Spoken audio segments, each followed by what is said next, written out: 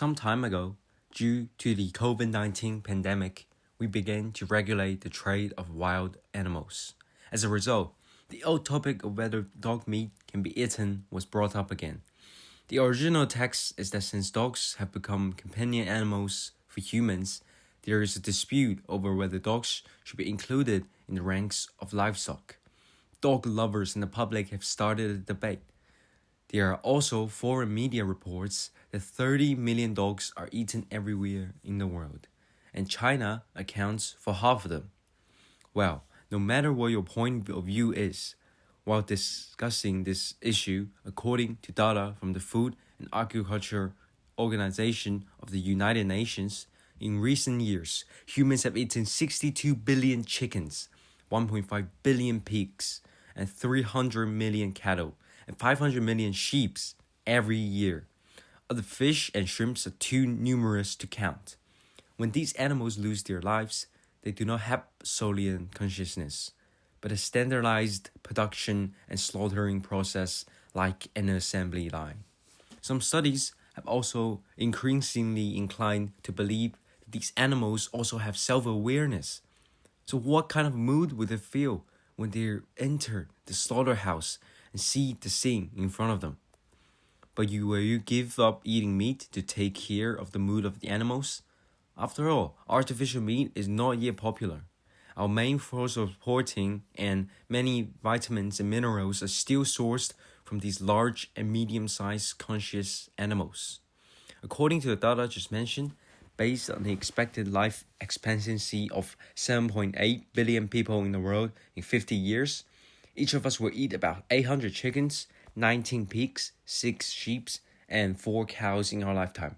Considering some countries that do not eat meat and truly poor areas, if you live in a prosperous city, it is estimated that consumption will increase by 2 to 3 times. Animals become livestock because they are useful to us humans, like grains and vegetables. They have been domesticated by humans for more than 10,000 years, with the popularization of various machines. Humans no longer need to deal with them. The main purpose of livestock is to get what we need from their bodies. Dogs, like other livestock, are for meeting human needs. Keeping pets is also for human happiness, not for dogs. After all, many pets have become very unsuitable for survival because of human preferences.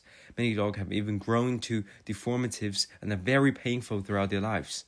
In order to ensure that this so-called purified, they are allowed to breed with close relatives, and the reproduction direction is artificially forced and quickly changed. The so-called love of animals as humans' companions is pure nonsense. Those who love so-called companion animals actually love themselves or their mood. Now, some real vegetarians or people with relative religious beliefs may feel very uncomfortable when they see pictures of slaughtering animals just now, and may even lament the cruelty of animals. These people should be punished, but the fact is that animals have punished humans on a large scale in this matter. But humans have not been defeated, but have planned the current world pattern. But this punishment is still going on today and may never stop. Human domestication of animals is as important as domestication of plants mentioned in the earlier videos. How important is it?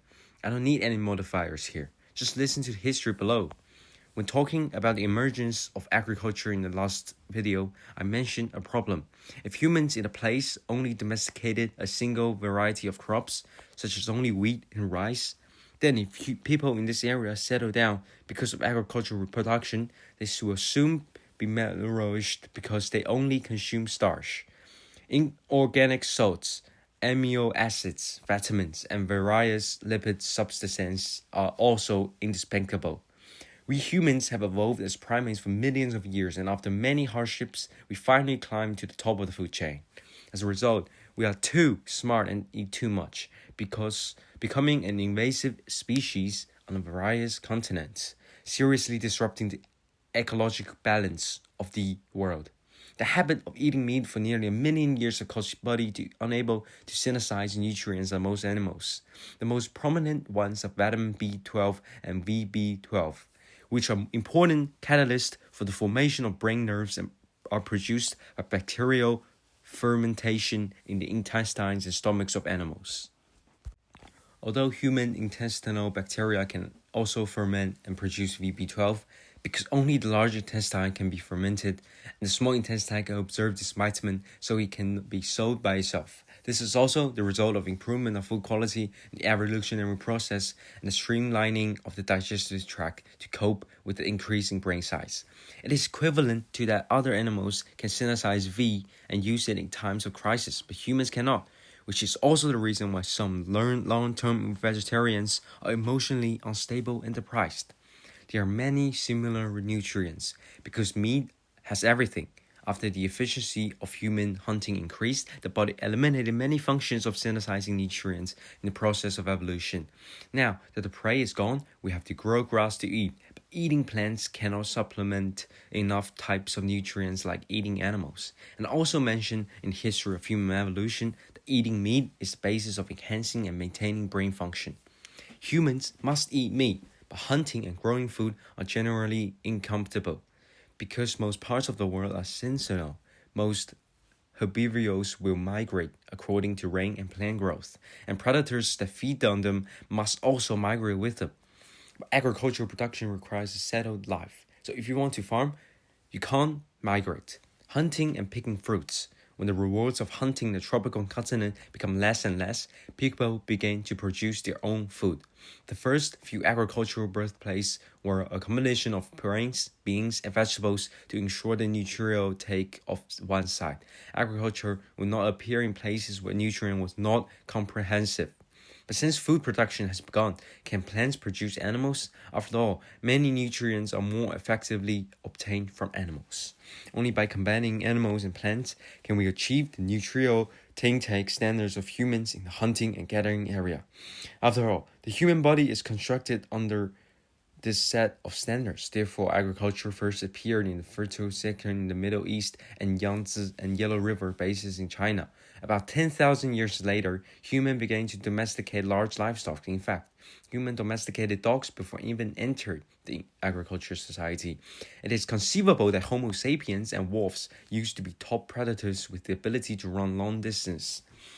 At the same time, the two social populations may often meet during hunting, which may lead to conflicts. However, due to the super communication ability of Homo sapiens, humans are more efficient in hunting. Will they share some food at this time to prevent hungry wolves from following them? After tens of thousands of years of development, this light is enough for some wolves to evolve a sense of dependence on humans. And the profit-seeking nature of organisms will not allow humans to indulge in the parasitisms of wolves. So, some wolves evolved into dogs, which became helpers for human early warning and hunting, and now have become pets and production tools. But overall, dogs have not played a big role in human development. What really works are large mammals, mainly pigs, cattle, and horses. These animals provide humans with source of protein, especially vitamins and oils. They produce fertilizers by digesting plant silicos, nourish our armor, provide us with land transportation services, generate leather and fur for clothes, and more importantly, became mobile forces and assault methods in military operations. They also provide important labor for agricultural production.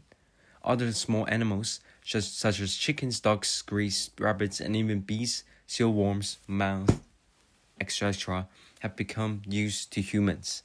But the uses of these small animals can be replaced, while the role of large livestock cannot be replaced.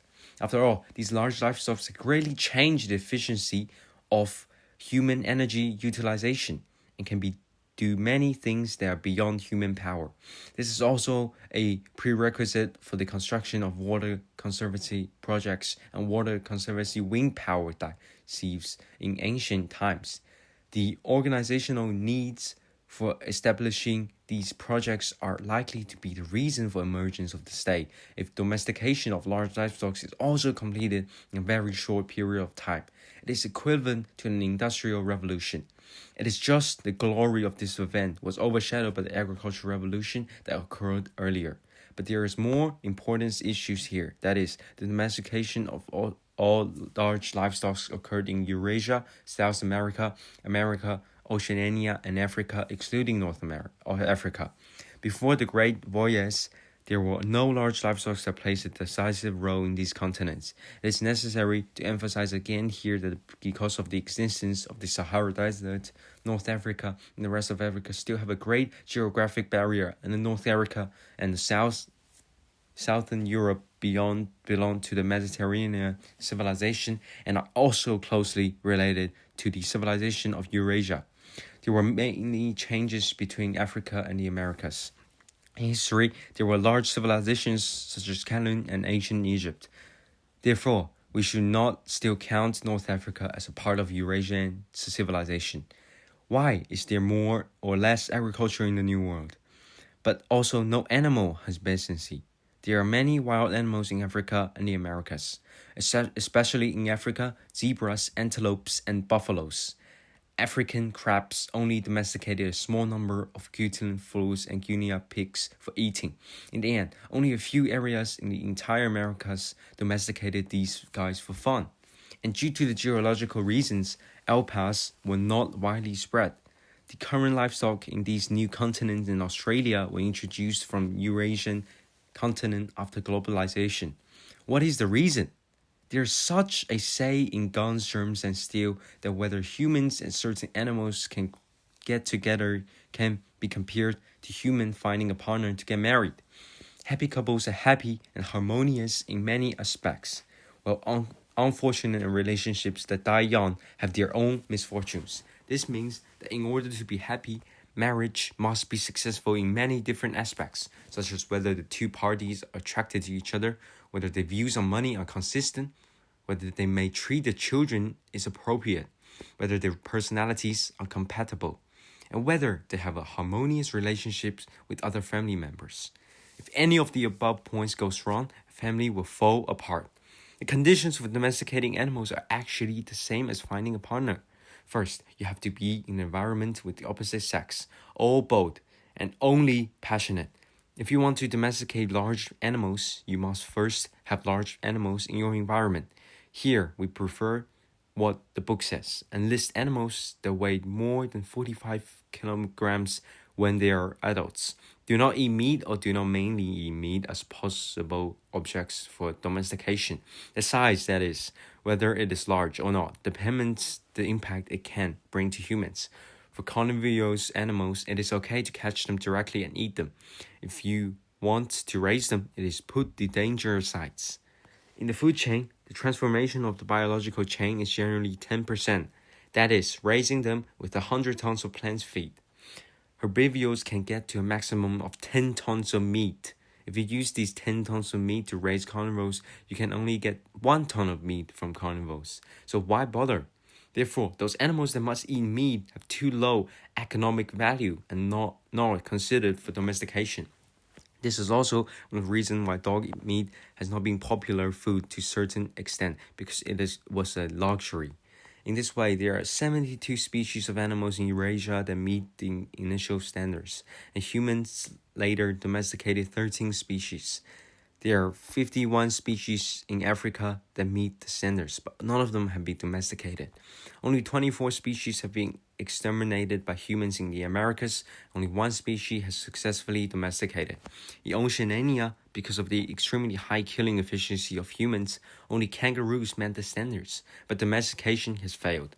In Eurasia, including North Africa, is used as a sample. The domestication rate seems to be 18%, which is reasonable for Australia, but it should not be based on the base of numbers in America and the Africa. At first, I thought the reason was the same as domesticated plants. Africans and Indians have no intention to domesticating because of the relatively abundant and stable resource of wild animals. After all, they could just catch them made, so why bother finding things to feed the animals and eat them? In other words, they don't want to find a partner at all, so of course they didn't have a partner. The book pushes forward some examples that make me think that this is the only one of the reasons, not the decisive factor, because in periods of great navigation or early parts of Eurasia, after the deer travelers brought animals to Africa and the New World, many primate hunting and gathering tribes quickly began to domesticate animals and became herds. After they had a stable source of livelihood from livestock, they quickly conquered or annexed the surrounding tribes. Nomadic people are agriculturally society and skipped planning and went directly into animal husbandry.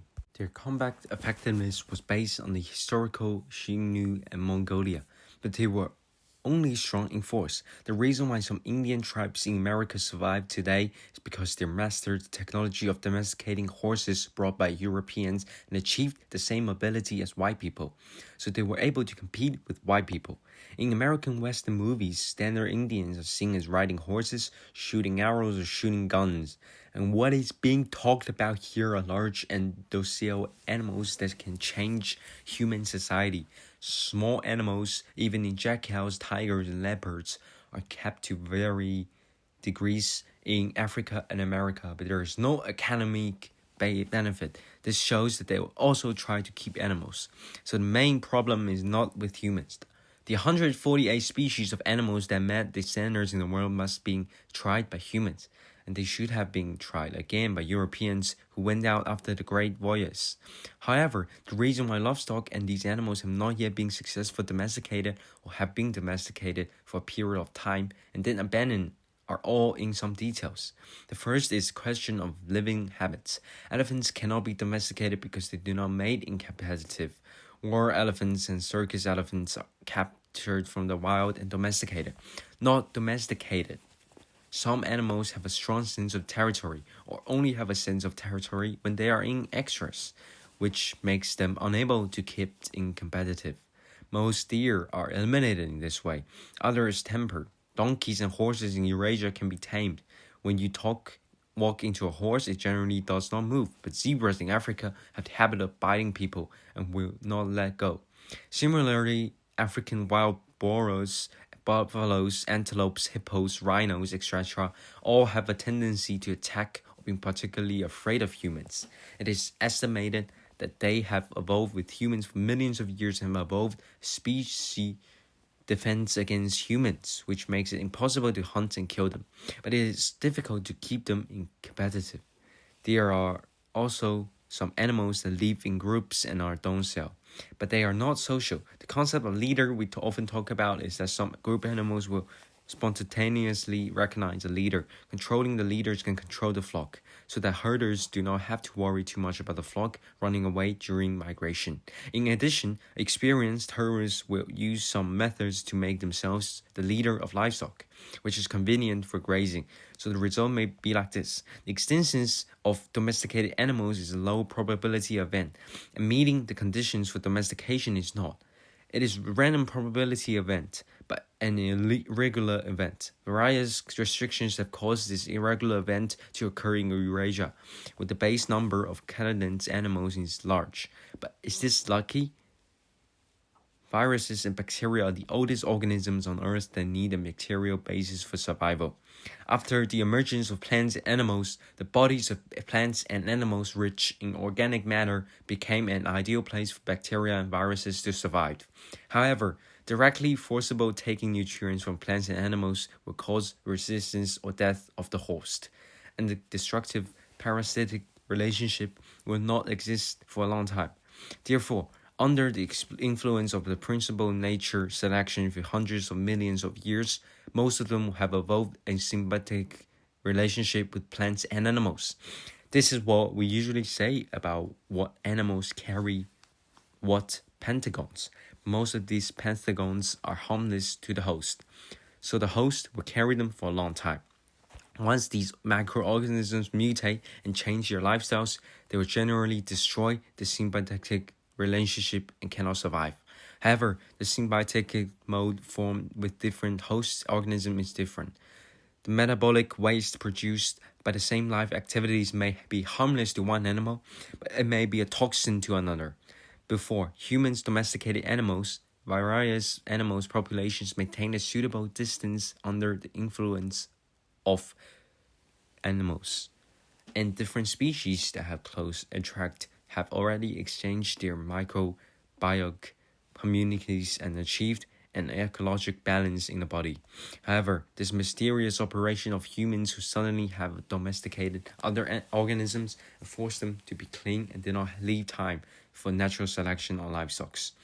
Billions of microorganisms were originally going to die due to gene mutations came to humans through various channels.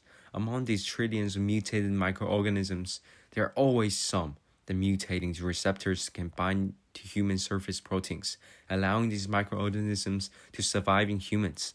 The original lifestyle make the human body unable to survive, and then infection occurs. So the invading microorganisms became penthagons. For penthagons, as long as there are enough people and they are dense enough, they can spread to most hosts before the host dies. Then the penthagons can exist stably, and coughing, sneezing, and diarrhea can help the pentagon surprise. As for whether the host is in pain or whether it will die, these pentagons don't care. This is just a byproduct of their own spread and reproduction, the direct source of measles. Tuberculosis and smallpox is a cattle. Influenza comes from pigs and poultry, and malaria comes from rice poultry. At the same time, the mixed living of humans and animals will also make the hygiene of living environment worse. Rodents flock to densely populated areas, and plague bacteria can coexist to rodents, and then spread to humans. It has caused many unprecedented syndromes seen in history, and cholera is also likely to break out due to the animal feces contaminating drinking water. Almost all the major diseases the humans are facing now or in history have broken out in this way. The source of this new coronavirus epidemic may come from wild animals, and they enter the human body through livestock and poultry. This is rewarded the human get when they insult other creatures. However, pentagons that have spread quickly in a short period of time cause diseases to hosts would die in long run due to the lack of hosts. When the timeline extended, the running-in effect of natural selection will appear again. Humans in Eurasia gradually evolved a symbolic relationship with pentagons that originally came from livestock, resulted in these pentagons infecting the human bodies but not causing illness. Each newly emerging pentagon was either destroyed or lost its toxicity after thousands of years, or even become a probiotic. Before the European voyage, the Americans were separated by 2 oceans, and there was no human communication. The disease of livestock in Eurasia never infected the Americans, and livestock domestication by the Native American could be ignored. However, starting in the 15th century, the immune barrier originally formed by the 2 sheep was broken by Europeans' ocean-going navigation technology.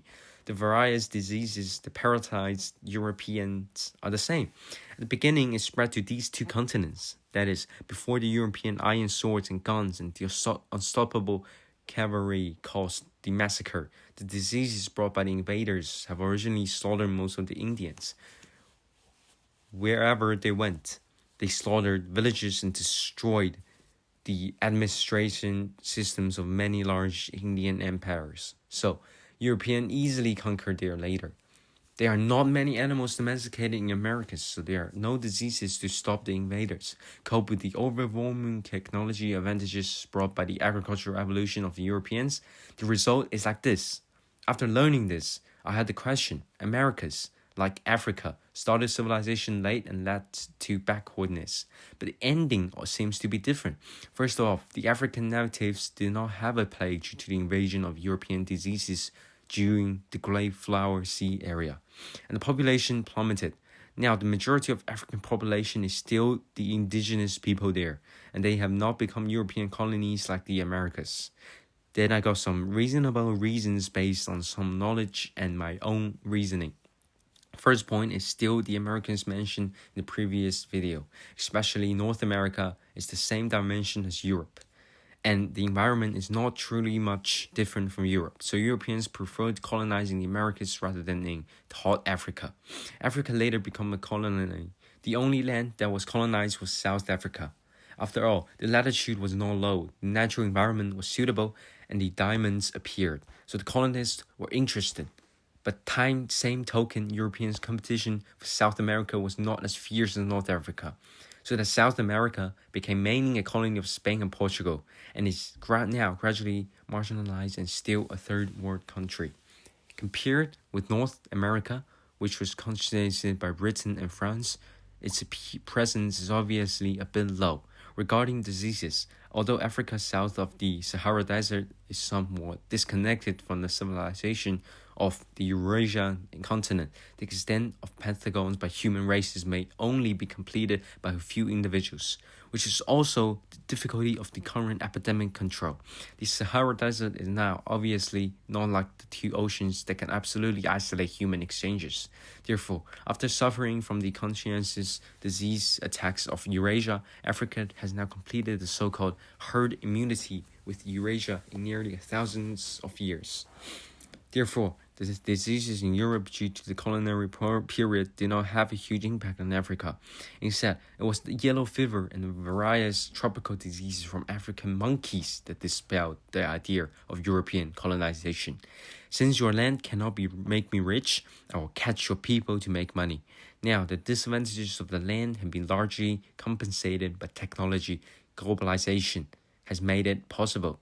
Without physical barriers of civilizational exchanges, third world countries, especially Africa, have become the fastest growing region in the world. The United Nations predicts that by 2050, Africa's new population will count for half of the world's new population. That is, 1 in every 2 newborns on Earth will be African.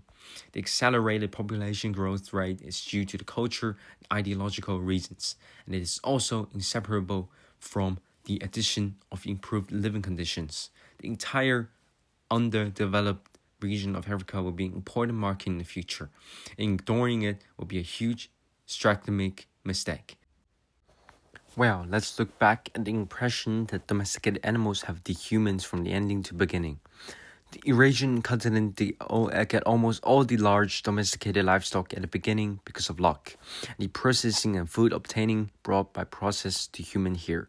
But then they encountered the most terrible enemy of mankind, the epidemic, and fell into a devastating crisis several times. But after the disaster, they gained corresponding immunity, making the epidemic the most lethal weapon of conquering and pandemic colonies.